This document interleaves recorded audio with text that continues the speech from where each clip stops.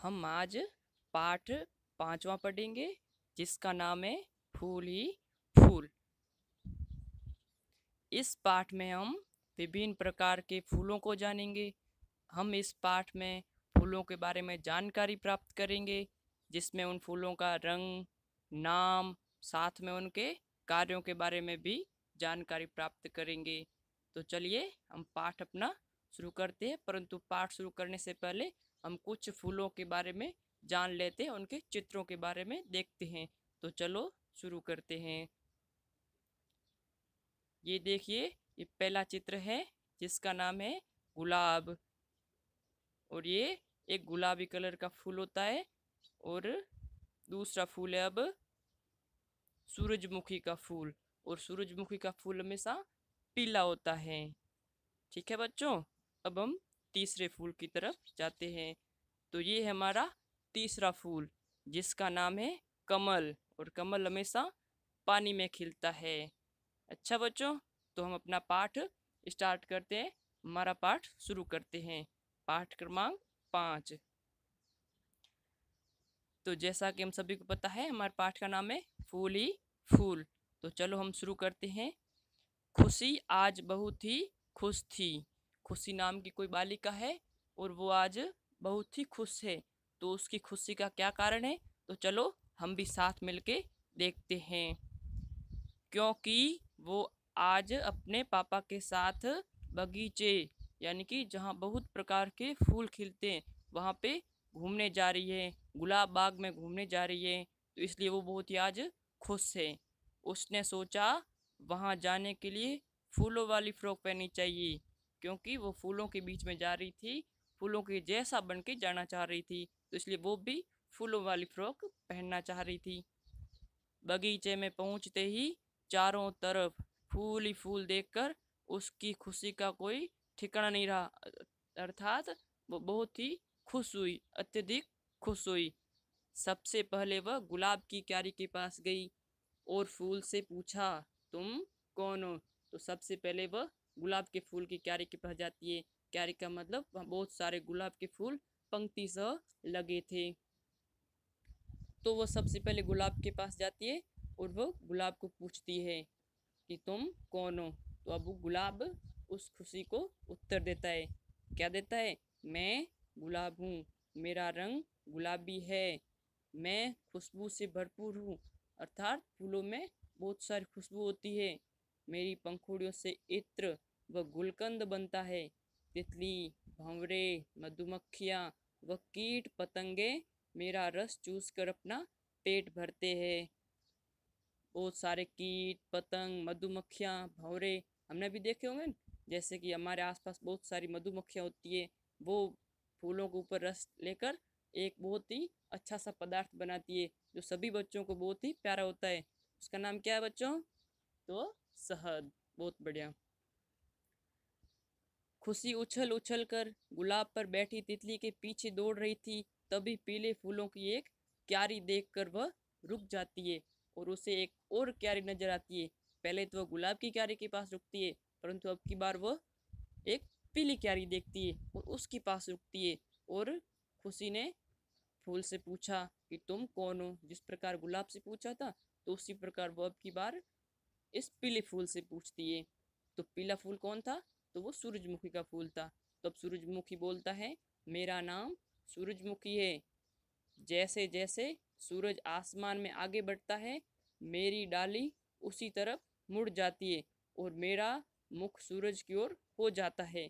अर्थात सूरजमुखी की एक बहुत ही अच्छी विशेषता है जिसको हमें याद करनी चाहिए, और वो विशेषता ये है कि जिस प्रकार सूर्य जैसे ही उदय होता है, तो सूरजमुखी भी अपना मुंह सूर्य की तरफ कर लेता है, और जैसे जैसे दिन आगे बढ़ता है, अर्थात सूर्य आसमान में आगे चढ़ता है, तो वो सूरजमुखी का पौधा भी या फूल अपना मुख उसके सामने करता रहता है। और शाम तक जाते जाते जैसे सूर्यास्त होता है, तो सूरजमुखी का पौधा भी वापस मुरझा जाता है, और जैसे ही सुबह वापस सूर्योदय होता है, तो साथ में वो भी खिल जाता है।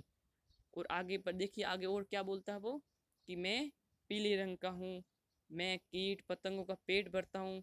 जिस प्रकार ऊपर गुलाब भरता था, तो वो भी भरता है, क्योंकि इसमें भी बहुत सारा रस होता है। और मेरे बीजों से तेल बनता है।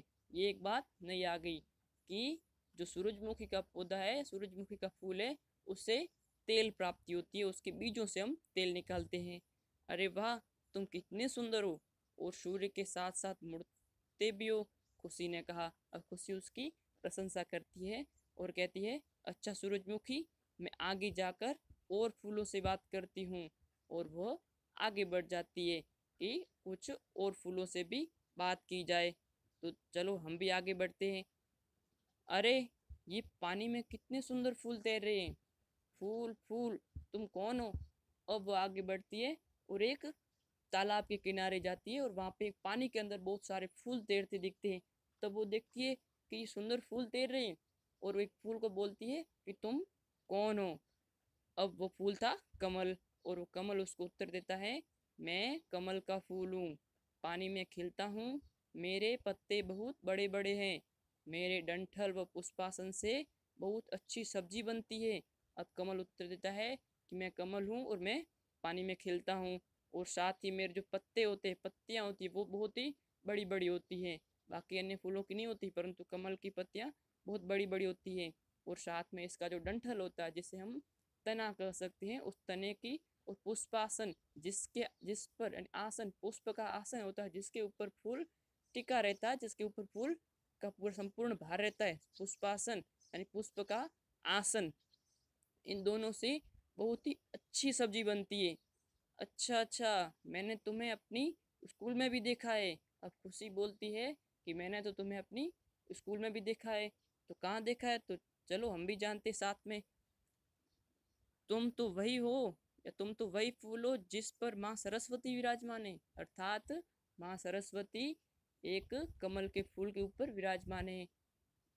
तो उनके स्कूल में एक चित्र लगा है जिस पर माँ सरस्वती फूल के आसन पर विराजमान है। अब वापस कमल उत्तर देता है, हाँ हाँ, वही कमल का फूल हूँ जिस पर माँ सरस्वती विराजमान रहती है। हा हा, कमल का फूल मुस्कुरा दिया, और कमल का फूल मुस्कुराता है और खुशी आगे बढ़ती है। तो फिर हमने आज 3 फूलों के बारे में पढ़ा। तो देखिए, वापस देखते हैं। एक सबसे पहले गुलाब के बारे में पढ़ा है। जो गुलाब का फूल है वो बहुत ही खुशबूदार होता है, गुलाबी रंग का होता है, और इसमें गुलकंद और इत्र बनता है। फिर हमने सूरजमुखी पढ़ा। सूरजमुखी की 2 विशेषताएं याद रखनी है। एक तो ये सूरज के साथ साथ चलता है, और दूसरा इसके बीजों से हमें तेल प्राप्त होता है। और फिर हमने पढ़ा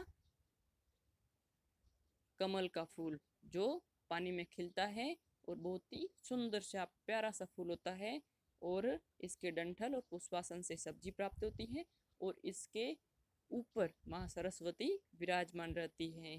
ठीक है बच्चों, तो अब कुछ हम स्वरचित प्रश्न करेंगे। ठीक है, तो मैं आपसे कुछ प्रश्न पूछूंगा और आपको उन प्रश्नों के उत्तर देना है। अच्छा, तो चलिए। अपने पापा के साथ बगीचे में घूमने कौन जा रही थी? कौन जा रही थी भाई? खुशी जा रही थी। बहुत बढ़िया। सबसे पहले खुशी किस फूल की क्यारी के पास गई? तो गुलाब के फूल के पास। सूरजमुखी फूल का रंग कैसा होता है? हमने पहले पढ़ा था, गुलाबी वो होता है गुलाब का फूल, तो दूसरे नंबर का सूरजमुखी फूल था। और जो वो कैसा था, तो वो पीला है। कमल का फूल कहाँ खिलता है?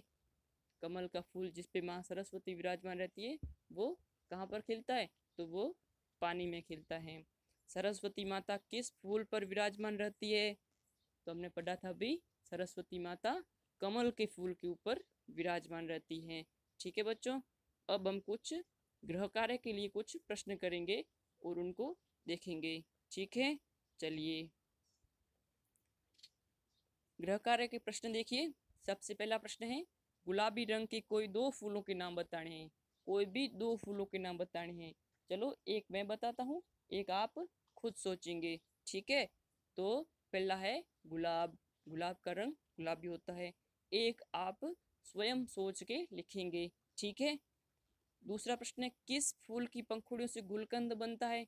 हमने पहले ही फूल का नाम पढ़ा था, जिसके पंखुड़ियों से इत्र व गुलकंद बनता है। तो कौन सा फूल है वो? तो गुलाब का फूल है। किन किन फूलों के बीज से तेल निकलता है। किन किन फूलों से निकलता भाई? एक तो हमने अपने पाठ में भी पढ़ा है, इसका नाम है, क्या नाम था भाई? सूरजमुखी का फूल। और दूसरा है सरसों का। इन दोनों से हमें तेल की प्राप्ति होती है, अर्थात तेल निकलता है। अगला प्रश्न है, कौन से फूल की डाली हमेशा सूरज की तरफ मुड़ी रहती है? तो हमने पढ़ा था और एक बताया था भी कि इसको याद करना बहुत ही अच्छी विशेषता है। कौन सा फूल था वो? तो वो था सूरजमुखी का फूल। जो सूरजमुखी का फूल जैसे ही सूर्योदय होता है तो उसके साथ साथ चलता रहता है, जैसे ही सूर्य अस्त हुआ तो वो भी मुरझा जाता है, और जैसे ही सुबह वापस सूर्योदय हुआ तो साथ में खिलने लगता है। अगला प्रश्न देखिए, किस फूल के डंठल और पुष्पासन से सब्जी बनाते हैं? बहुत ही बढ़िया प्रश्न है, हमने अंत में पढ़ा था इसको। एक ऐसा फूल है जिसके पुष्पासन यानी पुष्प का जो आसन होता है और जो डंठल होता है उससे सब्जी बनाते हैं। तो कौन सा फूल था? तो कमल का फूल। बहुत ही अच्छा है, बहुत बढ़िया। अब आगे चलिए।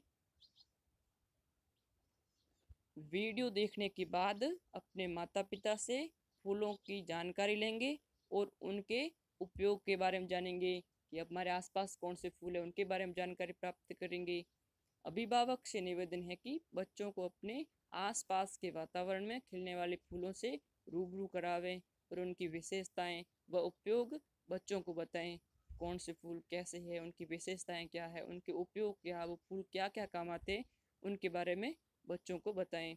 उसके पश्चात दिए गए प्रश्न करेंगे। ठीक है।